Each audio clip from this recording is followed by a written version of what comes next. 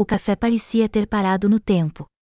O som das xícaras sendo postas nas mesas e o burburinho das conversas ao redor desapareceu para Nívia, Charles e Marcos, como se o mundo inteiro os observasse.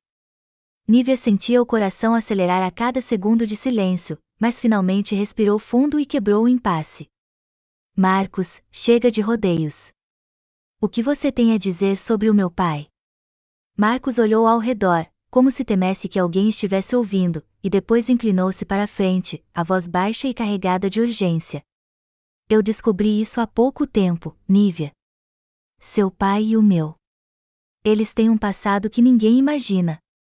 Eles estavam envolvidos em algo perigoso. Nívia piscou, confusa, tentando processar. O que você quer dizer? Meu pai é um homem simples. Ele nunca fez nada fora do comum. Não é tão simples assim, disse Marcos, passando a mão pelos cabelos, claramente frustrado. Antes de ele casar com sua mãe, Osvaldo teve negócios obscuros com meu pai. E eu só soube disso agora porque encontrei umas cartas antigas entre os dois. Eles fizeram algo que mudou a vida de várias pessoas. Nívia olhou para Charles, que parecia tão atônito quanto ela. Isso não faz sentido, Marcos. O que poderia ser tão importante que você precise me envolver?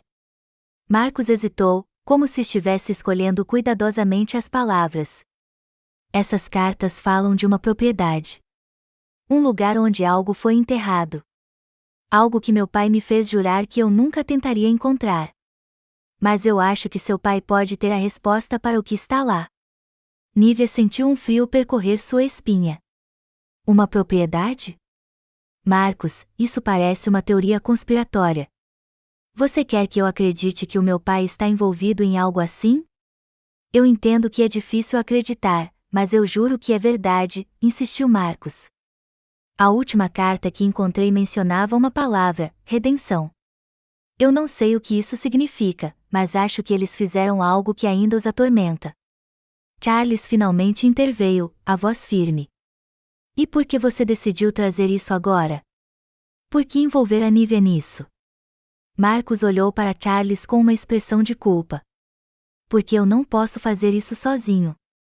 E Nívia tem o direito de saber. Nívia levantou-se, irritada. Direito de saber? Eu mal consigo entender o que você está dizendo. E você espera que eu vá para casa e confronte meu pai com isso? Marcos levantou-se também, implorando. Nívia, me ouça. Eu não estou tentando causar problemas para você ou para sua família. Mas se existe uma verdade escondida, precisamos descobri-la. Charles segurou a mão de Nívia, que tremia. Nós podemos pensar nisso com calma. Não precisamos decidir nada agora. Marcos assentiu, percebendo que havia pressionado demais. Tudo bem. Só prometam que vão pensar sobre isso. Se quiserem ver as cartas, eu mostro. Nívia suspirou, visivelmente abalada. Vamos ver, Marcos. Mas eu preciso de tempo. Eles deixaram o café pouco depois, e o silêncio entre Nívia e Charles era quase tão pesado quanto as palavras de Marcos. Quando chegaram à casa de Nívia, ela finalmente falou. Você acha que ele está falando a verdade? Charles hesitou antes de responder.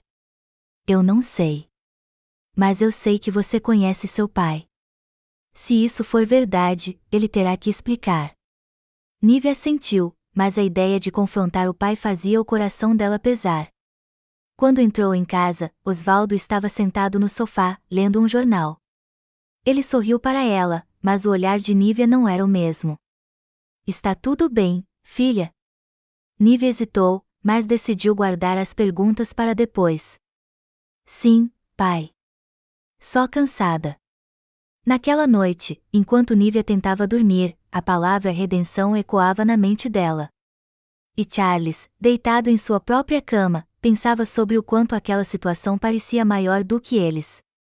Algo profundo e sombrio estava enterrado no passado, e ele temia que descobrir a verdade pudesse abalar tudo o que Nívia conhecia, inclusive o amor que ela sentia pela própria família. Do lado de fora da casa de Nívia, Marcos estava parado, olhando para a janela do quarto dela. Ele segurava uma das cartas na mão, com uma expressão tensa. Espero que eles estejam prontos para o que vão encontrar, murmurou, antes de desaparecer na escuridão da rua.